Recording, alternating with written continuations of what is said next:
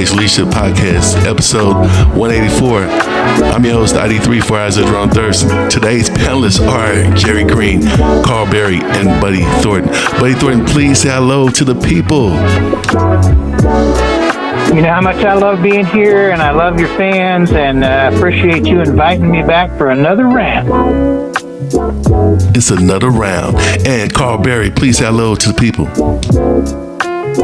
Spoken in complete Texan, howdy everybody. And our special guest, Jerry Green, please hello to the people, sir. Just want to say thanks again for having me on your platform, and hello everyone. Hello. Well, today's topic is the child benefit theory. And there was a lot of things that came to my mind when I got the topic for today. One was artificial intelligence and children's rights. But we're not going to talk about that today. We're going to talk about the theory, the child benefit theory itself. So let's go around the panel. What was your thoughts when you got the topic for today? Who wants to go first? This year, I'll go first. I was just thinking that everything that's in the best interest of the student to be well-rounded, to get education, and a safe and conducive environment to be productive in society. That's good. Who's next? This is Carl. My thought was controversial.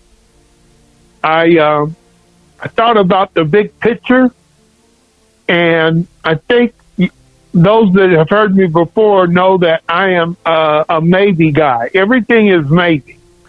And I've gotten to the point where I look at both sides of a platform, and I sometimes argue the point that I disagree with, because I can argue about anything. I can debate anything.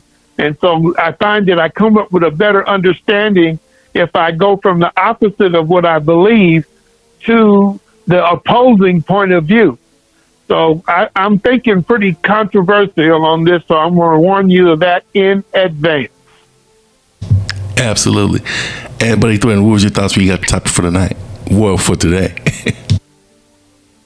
Well, I have to echo Carl's statement. You know, the biggest problem with this decision and with the Supreme Court and how they have interpreted what we need to do to encapsulate the college campuses is unfortunately going to be extended down through all the way to kindergarten and some of the day schools, because people like to expand a decision to fit their idea of what is right or wrong. And so we're going to go there today. Oh, yes, we are. So much has happened, even before COVID-19. There was so much crime. You had black on black crime. You had police on minority assaults, crime, drugs. You had the border situation. And then going into COVID-19, you had a pandemic that turned into an endemic that cost millions and millions of lives worldwide.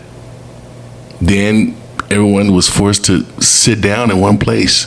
We were all shut in.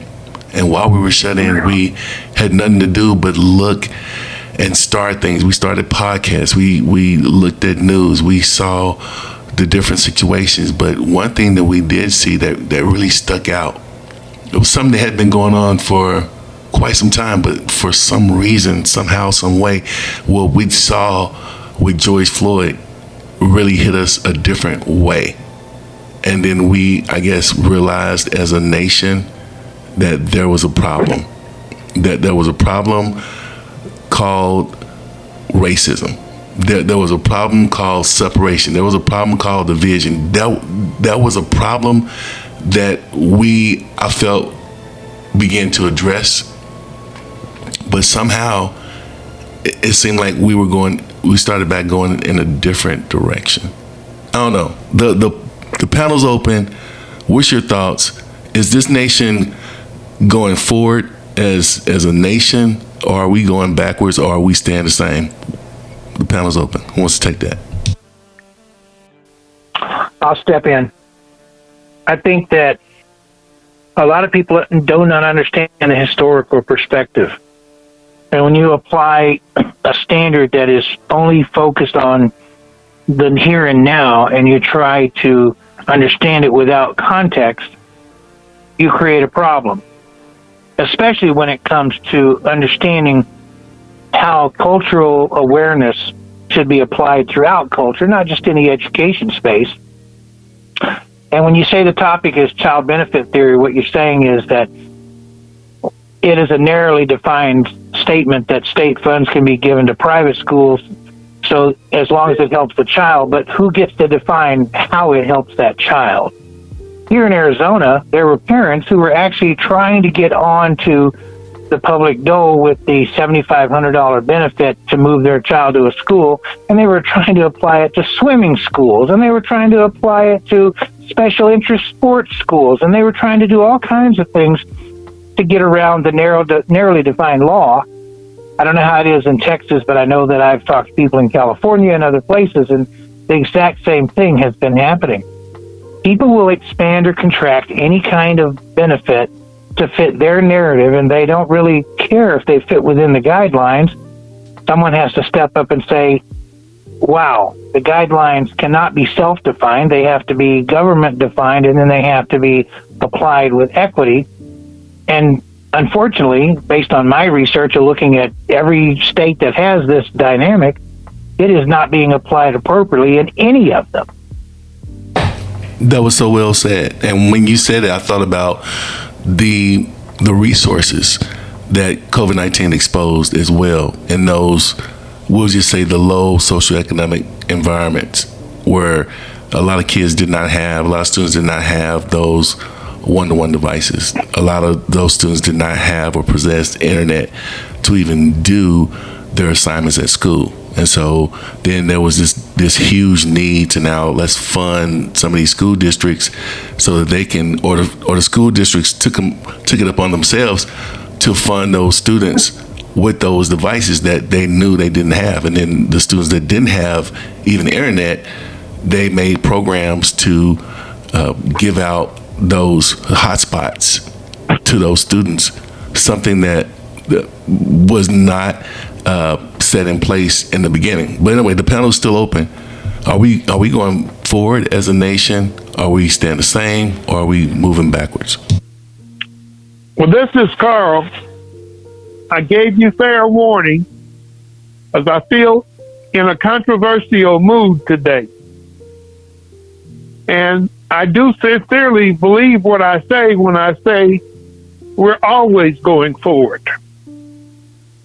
We don't have a racial problem. We have a sin problem in the world.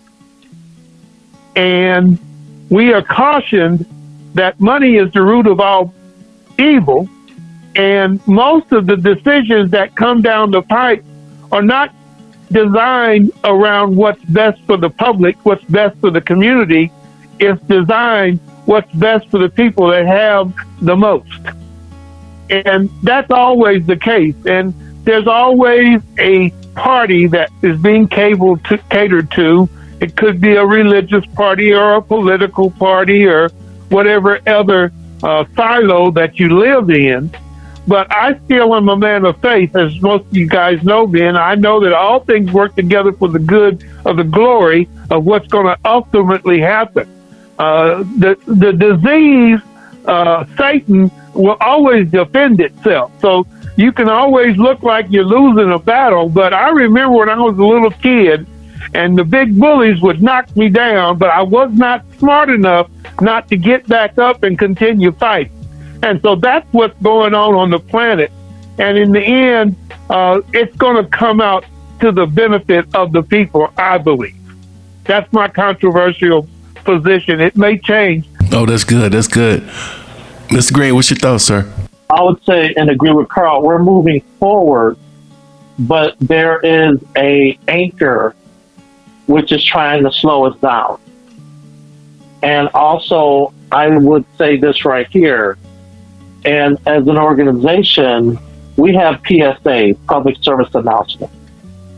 And our Public Service Announcement number 11 is educating the black student is a matter of national security.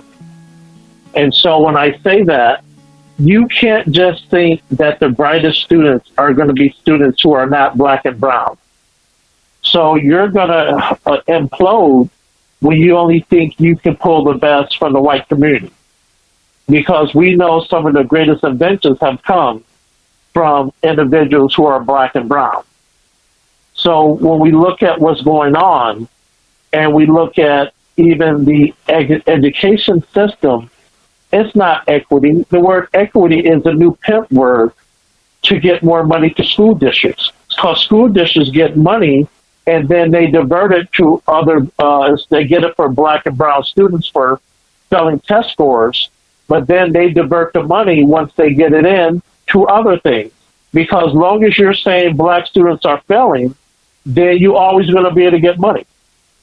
That's the game that school districts run, and that's the game that they continue to run on our community. But you're going to have to, and let me back up. COVID did a couple things. COVID exposed the inequities within school districts, like someone was saying about the buses, devices, and also internet connection. But also it exposed that many teachers cannot teach and have no relationship with black and brown students. And because of that, and parents, then when you said prior to COVID, hey, my student goes to school online or I'm homeschooling my student, then people looked at you like you were strange. But COVID made it a regular thing. And now what I see in the next 3 to 5 years is students are going to be able to not go to failing schools, say in Southern California, but go to successful schools online in New York because of what happened during COVID. So it's going to change the dynamics of how schools are being ran. And also we see it because students are not returning to traditional schools. So we have a big student drop-off within K-12 school districts. Oh, it's going to be good today. All right, let's go a little bit deeper. I want to go further. Let's go further. Can we go further? Can we go further? Let's talk about affirmative action. I was deeply saddened by the Supreme Court's ruling on June 29, 2023 concerning affirmative action. And Buddy Thornton says something that was so apropos. He said, do we really know the historical perspective? Well, here it is. Here's the history. And in 1965, President Lyndon B. Johnson issued the affirmative action requiring all government contractors and subcontractors to take affirmative action to what? Expand job opportunities for minorities. That was the reason for affirmative action. All the other avenues and branches and legs, whatever you want to call them, comes from that. But affirmative action, okay, was instituted for job opportunities.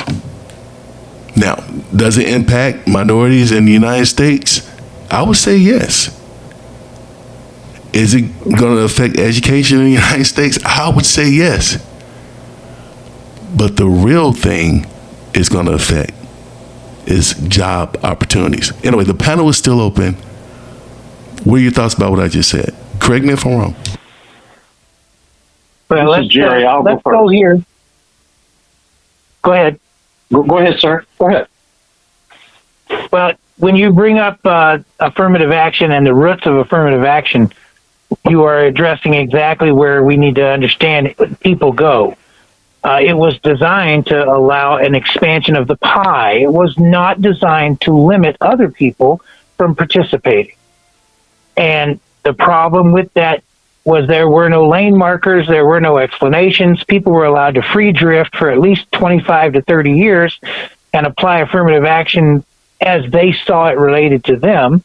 And because there were no lane markers, people got habituated to thinking, if I'm going to allow minorities, black, brown, Pacific Rim, whoever, to have affirmative action support, it's going to limit my ability to compete with them, which was never stated in the law, was never stated in the purpose, and should never have even been brought to the table. It was simply, we need to expand the pie and allow everyone access to the job market, and realize that the unserved population will be a burden on society if they are not allowed to participate. It was never to limit other people's participation. And when the Supreme Court made their ruling, what they were saying is something that was never written into the law. Oh, we're going to stop affirmative action because it blocks other people's access. And that was never part of the law. So that's where I'll go when I answer my question later. Oh, that was good. Who's next? The Sherry. Also, the individual who actually reaped the most from affirmative action has been a white woman. So hasn't even been minorities. And the other thing is they act as if someone who gets the position in school or in the job is not qualified. That's the biggest thing. Is there's, even looking at Supreme Justice Jackson, she's the most qualified on the bench, but they look at it like it's a step down when someone black comes in a room, but they have many times the credentials and more. But the playing field is not level because it goes back to a phrase that people non-white have to be better to compete to get an equal footing if they ever will. And I'll stop here. This is Carl Controversial Berry again. Bring it. And I'm saying that because I was hired a mid-level manager with one of the largest corporations that exist on the planet. For anonymity's sake, I won't call their name. But I was hired without a college degree, I should add, that was required for the job. And I echo Mr. Green's position because that company was trying to prove I was working in a business-to-business environment, and they were documenting evidence that stated that the American businessman was not going to accept blacks and females in a sales position. We can't force them to do that, and they were creating numbers to prove that, and had started hiring people without degrees and tracked their race and not their degree because the assumption was everybody had the job had a degree. I broke every sales record that has existed, and as I said, we're going forward whether we want to or not. 3 years later, that same company that did not want to exercise affirmative action was over quota in blacks and females because the businessmen not only accepted, they would welcome the black in to see, can this joker really talk? Does he have any intelligence? Who is he? And then some of them would be hitting on the females. So again, money rules. They might want to do it for whatever reason, but once they see that it's profitable, the scenario and the background will and has changed. Oh, I told you this was going to be a quagmire. I told you it was going to be a quagmire. And we coming out of this thing. Affirmative action leads me to another critical decision. That is the child benefit theory. What is the child benefit theory? Well, it's a principle that says state funds can be given to private school students if it helps the child. Child benefit theory means that it is allowed if buying textbooks for all children in the state, including those in private schools, can benefit the child. However, we run into little things like financial aid. we run into things like direct government aid to religious schools And does that violate our amendments? Does that violate the 14th Amendment? Does that violate the First Amendment? Like it has been said that affirmative action does. The panel is open. What are your thoughts? I think that what most people need to understand is that a lot of people just ignore what the Constitution says when it's in their best interest.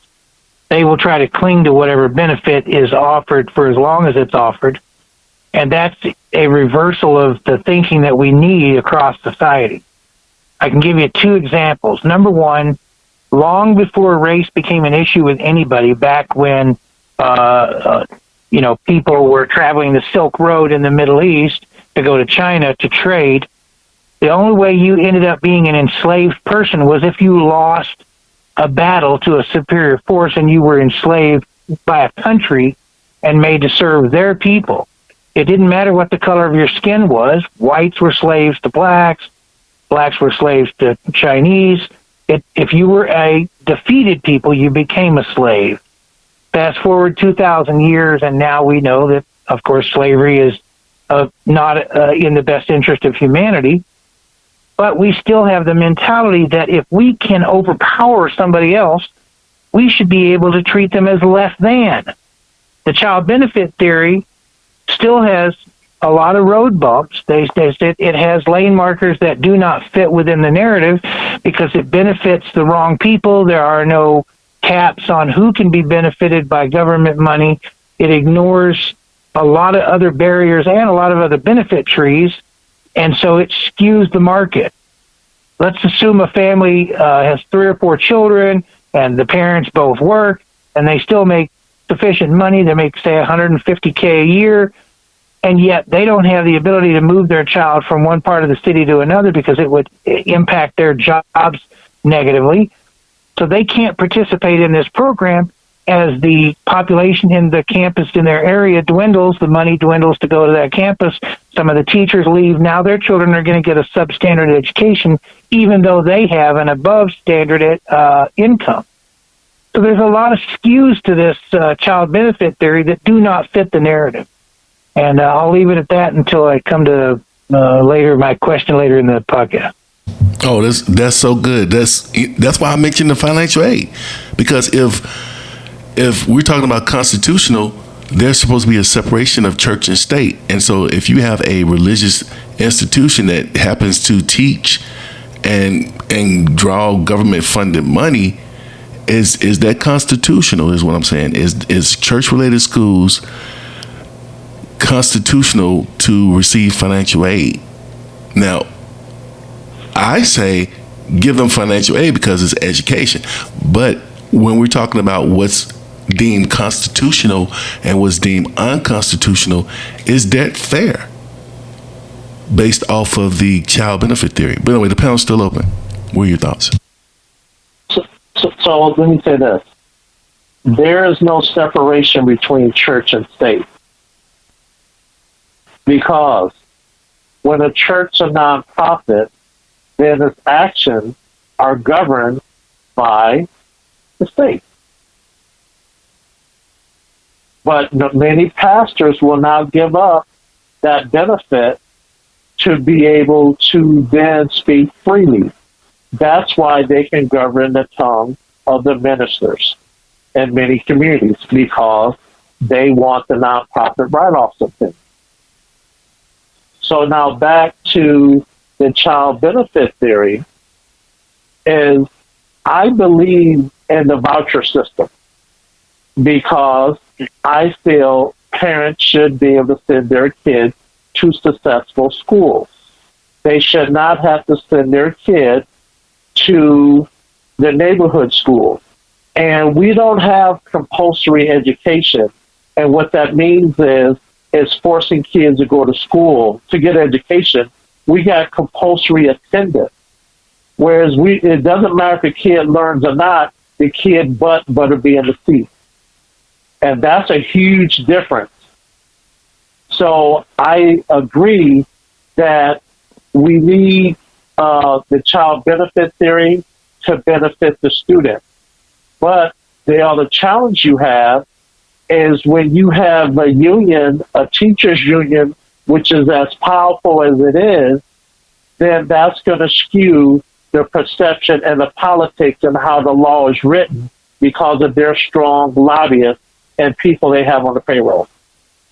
Ooh-wee. I'd like to rebut that a little bit. In Arizona, more than 70% of the people who participate in the voucher system make over $150K a year.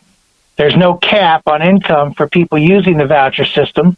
Those people are also the ones who own businesses or are not tied to an hourly existence. So they have the ability to move their children across town to take them to one of the superior schools. But this automatically omits any parent who is in a locked hourly system or who does not have the capacity economically or physically to move their children across town to a superior school. So what you're doing is you're creating an equal but separate situation. We eliminated separate but equal back in 1954 with Ferguson versus Plessy. But we are now creating an equal but separate because we're saying, yes, we're going to give you equal access to the funding. But if a parent or a family cannot utilize that funding and so they don't partake in that benefit, they have equal access, but they do not have equal opportunity or equal utility. So we're now creating an equal but separate system. We flipped the script, and we're now punishing people because they have to work for a living. And that is why the voucher system is crap, in my word. Again, I asked the question, are we moving forward? I can receive that. That's a good perspective. I can receive that. Again, I asked the question, gentlemen, are we moving forward as a nation? Are we staying the same? Or are we going backwards? Or are we repeating history? How do you feel? The panel's open. How do you feel? Oh, go ahead. Please. I'm just going to say we're always, again, going to be moving forward. I'm going to say maybe the voucher system is good, maybe it's bad. I'm going to use Buddy's word, is that the problem is those people in power try to skew the situation so that the outcome is what they desire. But, it doesn't make any difference what books you got. It doesn't make any difference of what building they go to. In the end, you still got teachers. I went to the only all-black school in the state of Kansas because a black person had killed a white person, so they segregated one school and forced all of the teachers and all of the students that were black into one school. But that school has the greatest legacy of education and the greatest legacy of money earned, the greatest legacy of success in chess, in foreign language, in music, because of the dedication of the people using the books, the dedication of the people that were in the dilapidated schools. So we got to still realize that there is a supreme being, and it's not the church, nor is it the government that's going to change things. We change people and we change cultures one person, one family at a time. And as long as we, the people, become the people, take our heads out of the sand, saying, quit being ostriches and watch the Fox and the CNN and all these different news channels, instead of saying, I don't want to see it, it's depressing. No, look at it and then be discerning and then decide what's good and what's bad and where you stand and do what you think you should do. And in the end, it's going to continue moving forward. Jerry Green, you brought us to this point. Buddy Thornton, the Positive Social Change Agent Pro, you brought us to this point. And, of course, Carl Berry, you brought us to this point. Now, what I mean by point, I'm speaking of point of view. And based off of your points of view, as it relates to child benefit theory, how do you feel about the representation of minorities, school populations, and how they're being represented with the child benefit theory based off of your points of view? The panel is open. Who wants to take that first? Well, I've been going last. I'm going to go first on this one. I'm going to stick with my controversial stance. And what I'm going to say is there's less minorities now than ever. We already know that the people of color by 2040 will be the majority. So we got to quit calling them minorities. And then we know we've got so much interracial marriages now. You don't even know what the kids are anyway till you follow them home and see who their mama and their daddy is. And again, we got to go back to the basic fundamentals of content of character and get away from racially profiling and try to work out what's best for the community. We got to realize, though, we're fighting evil in high places, and the people that are making the decisions are making them monetarily, I think, and not spiritually. I have to agree with Carl. First of all, we all know the demographic. By 2040 or around that time, this is going to be a minority-majority nation. There will not be a white minority that can stand alone against any kind of a coalition of other groups.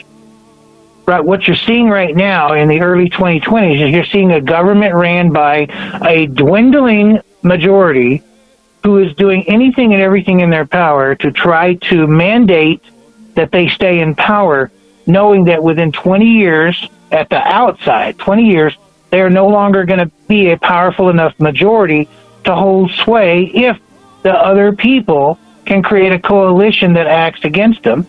And I think you're going to see the first evidence of that in the 2024 elections, because nobody likes any of the candidates right now that are on the table. What they're going to want is they're going to want a candidate for the people, not for the conservatives, not for the liberals. They're going to want someone who's going to speak for the people. And I think by 2028, when we have that election, you're going to see a candidate who is no longer going to be one of the two major parties. It's going to be an open candidate who is going to be able to win, because the center middle, the moderate middle, is going to be bigger than either one of the parties, enough to where they will be able to control every election moving forward. And Carl is absolutely correct. It has to be on honor, integrity, and character. It cannot be on a political agenda.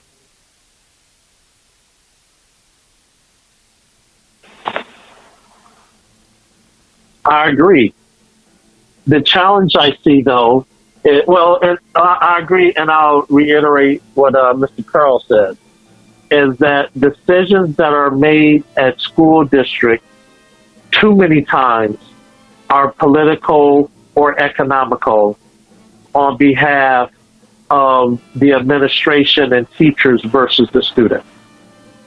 I do see the whole infrastructure of this country becoming another apartheid, just like what was going on in South Africa.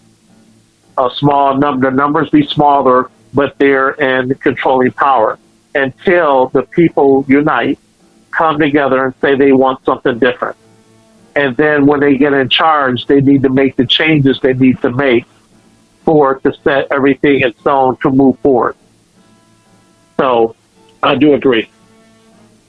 Really quick. Let me make a suggestion. Go ahead. Why don't we consider what's in the books that we're trying to promote? Because we know that burning books was not a good practice. But we also got to understand and recognize that Black history is American history. The books don't reflect accurately any of history, because the people in power always control the books. So again, we're back at going and doing and looking for the truth if we want to set people free. I'm going to give it back to you, Isaac, because I know you want to wrap it up. Well, you know what? Since you said that, I'm going to ask you a question. I'm here. Is there a constitutional problem with approving child benefit theory based off of what we've said so far, especially in those religious-based schools? Is it constitutional? And is it a problem? Is it a constitutional problem?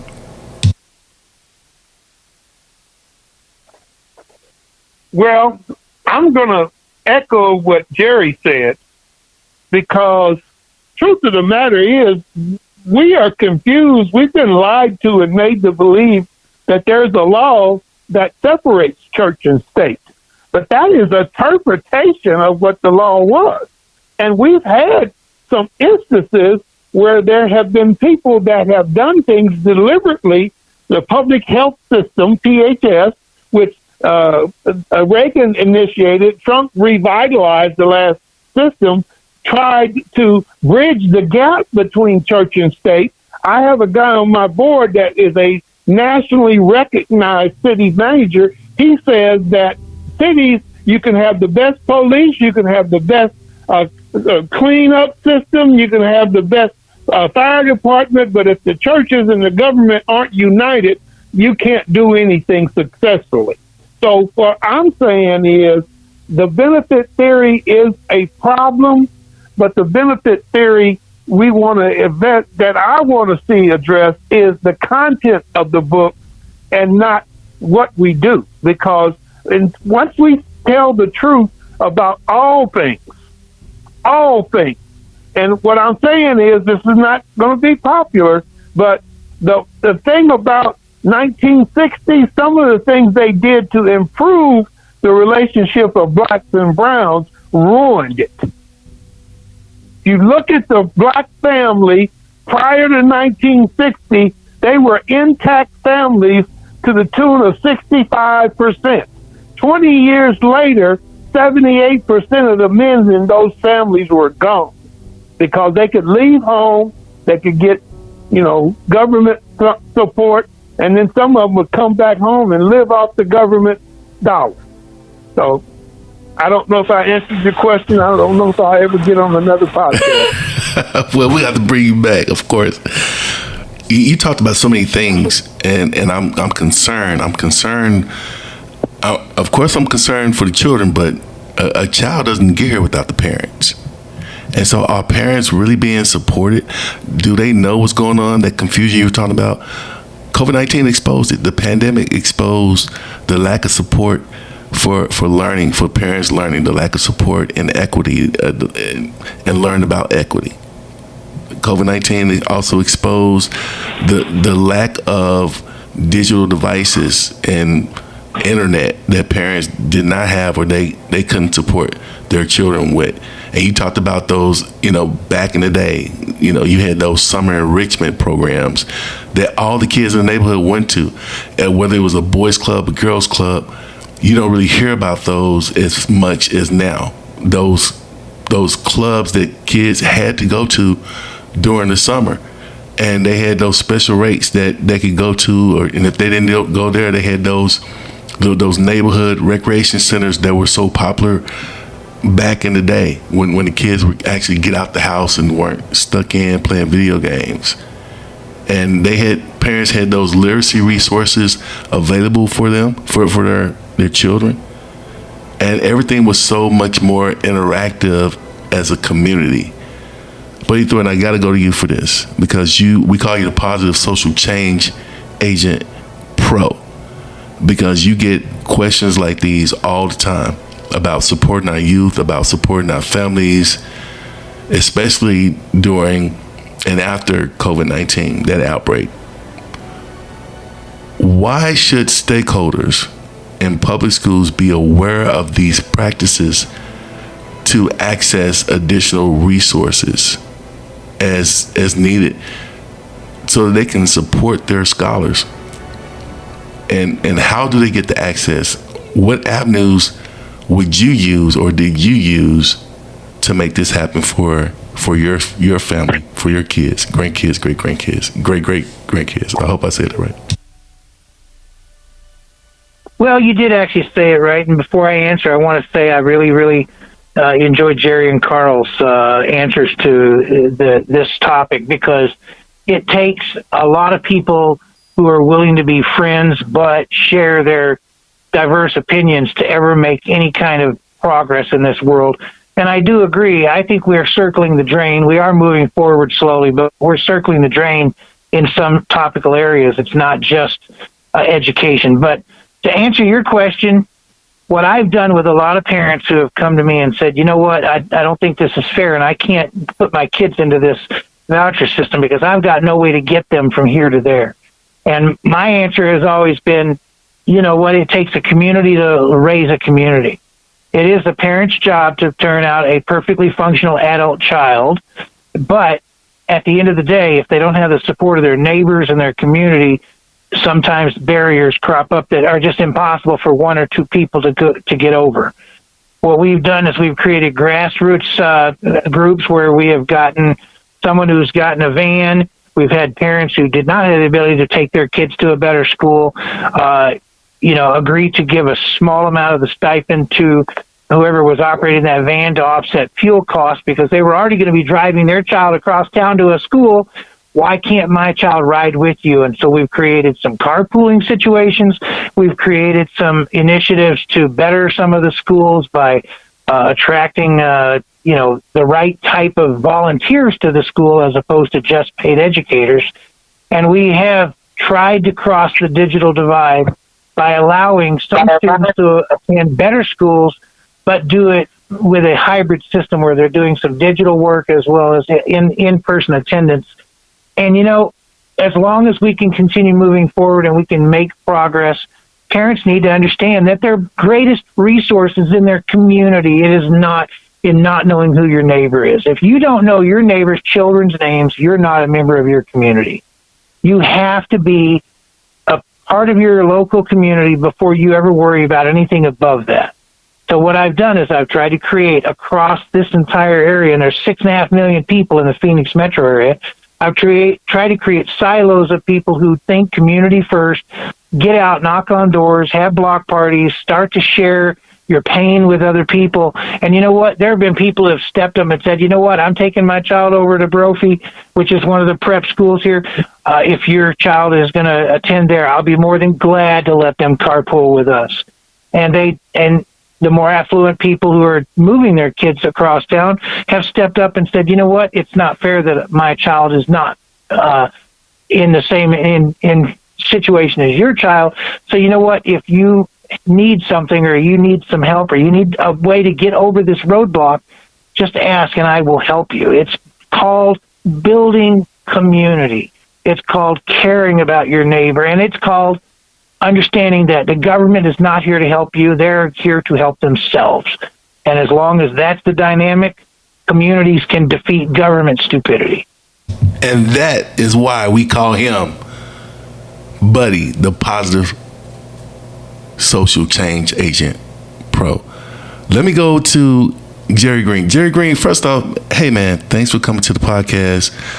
Wow, really love your passion. Let the listeners know a little bit about what you're doing currently and who you are. So we are the Black Student Advocate, and we stop the preschool to prison pipeline by advocating for Black employees and Black students across the country. We take calls in and we stand the gap, and we address school districts to let them know when they are in violation of student civil rights or ed codes. And ed code is when you're in a school district. You have education code. If you get pulled over by the police, it's penal code.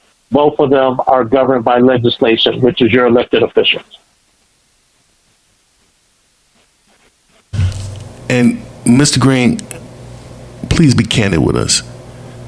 What was your thoughts when the Supreme Court made the decision to overturn the affirmative action?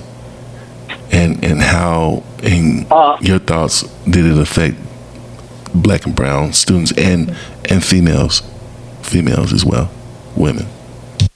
It's just cherry picking to stay on top, because we don't talk about legacy at these universities. We don't talk about donors when their parents' names are on buildings or grandparents' names are on buildings. They're pretty much a shoo-in to get in. If their parents or grandparents attended that university, they're a shoo-in to get in. But again, when you start talking Black and brown, it's as if these students are not qualified. So what I think needs to happen to combat that is, again, I agree with what Mr. Thornton said about the community, because the work we do, we work within a three-legged stool. It's us being the advocate then it's also the community, and then it's the household. All three of them working together is going to produce a great student who can add to the society.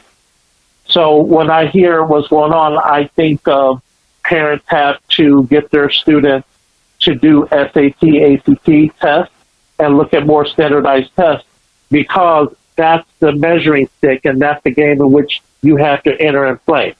So if your students start doing tests like that earlier, they're more confident and to taking them tests later, and that can be part of the measurement to actually get into some desired universities their student might want to go into.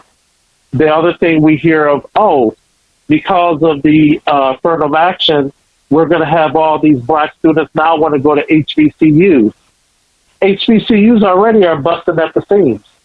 So if you just had 10 to 15% of the students that go to PWIs, predominantly white institutions, black students go to HBCUs, historically black, and college and university, they wouldn't be able to handle it because of infrastructure. So that's another dilemma and what's going to affect the community. And also understand at this point, HBCUs have anywhere from 5 to 20% of non-black students that's on their campus who are the minority who reap the benefit. So that goes back to what Mr. Thornton was saying. You see the reverse and seeing a system being used by others also. So I just see it as it's just cherry picking to what they think can close the door on competitiveness. Because in this country, we don't have a problem with race until you want to be competitive. Then that's when the racism kicks in. Wow. Let's open up the panel really quick, because Buddy said something that was so apropos, building communities. But I pose this question. Okay, building communities is good. It's one thing. But how do you build a sustainable community? How do you build a sustainable community? How do you build a community that's not only stable, but also equitable? The panel's open. What's your thoughts? That's what I do. That's what I do. Community care is my mantra. And we have a resource council that we operate. And it's just that. All of the resources in a place where you can call the council and find somebody that can help you get to school, help you get your bills paid, help you, Uncle George is getting out of prison, help you, we got wound problems and you're severe diabetic. Again, what he said about community is the answer. We got to do the work. Connection and collaboration is the way you build community. Problem is you can't watch all of the old reruns of Law and Order 24/7. Sometimes you got to turn off the TV, get out of the house, and go to where the people need help are. I want to add something to that, and Carl, I love that 100%. The bottom line is very simple. You know, there's two mantras. Number one, if it is going to be, it has to be me. And anyone who is not willing to step up to the plate does not belong, or at least should not have any say-so over what happens in a community. If you're not involved, keep your mouth shut. I try to build people and create situations where people are comfortable coming together and arguing a point until they find a solution, not just patting people on the back and saying, yeah, we're just going to do what John said. That is not a community. A community is people who do not have to be like-minded, but they do have to be focused on the same solution. And the solution should be a fully sustainable community. What we try to do is we try to identify what we call deserts. If we have a desert where there's no pharmacist, we need to find a pharmacist who's willing to go into that desert, serve the population at the right price for the right reasons. If there's no instructor for martial arts, and there's kids who are out on the streets and they're expending a lot of energy by doing damage because they've got no other focus, then we need to find a way to help someone in the community become a studio owner so they can get those kids off the street, get them in somewhere, teach them discipline and purpose. And that's what we do. We find where the deserts are, and we move people toward those deserts in a way that overlaps other people so that services and hope can be re-emerging in all of those areas. And, I've been tasked to do that in several areas and in several projects. And so far, I've never found people who were unwilling to help. All they need to really know is what the problem is. If they know what the problem is and it's defined in a proper way at the local level, people will always step up.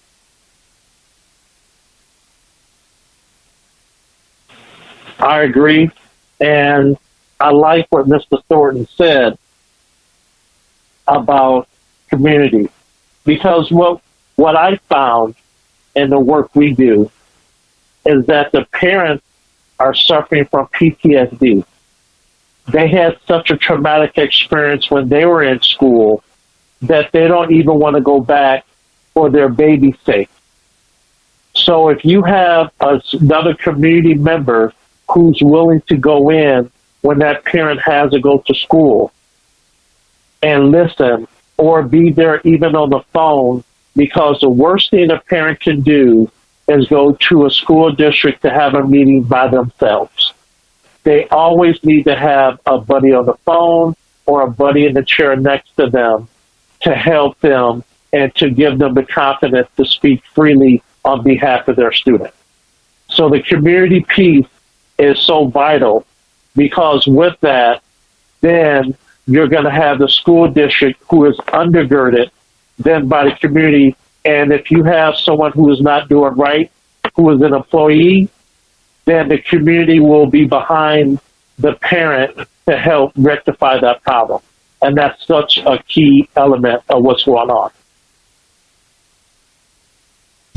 Listen, this was another impactful day of the Impact Education Leadership Podcast. Our guests today were Jerry Green, Carl Berry, and Buddy Thornton, Positive Change Agent Pro. Jerry Leadership Podcast.